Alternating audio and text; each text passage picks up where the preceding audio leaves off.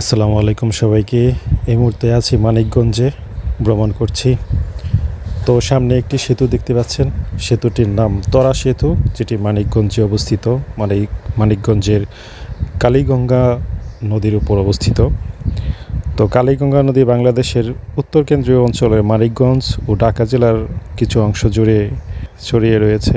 নদীটির দৈর্ঘ্য প্রায় ৭৮ কিলোমিটার এবং গড় প্রস্থ ২৪২ মিটার। তো নদীর বয়ে চলার প্রকৃতি অনেকটাই সর্পিলাকৃতির। বাংলাদেশ পানি উন্নয়ন বোর্ড কর্তৃক নদীটির পরিচিতি নম্বর হচ্ছে ৯। এই নদীর উৎপত্তি ধলেশ্বরী নদী থেকে এবং ৭৮ কিলোমিটার বয়ে চলে এটি আবার ধলেশ্বরী নদীতেই পতিত হয়। তো ভিডিওটি দেখার জন্য এবং সাথে থাকার জন্য ধন্যবাদ সবাইকে। ভালো লাগলে শেয়ার করে কমেন্ট করে জানাবেন। আল্লাহ হাফেজ।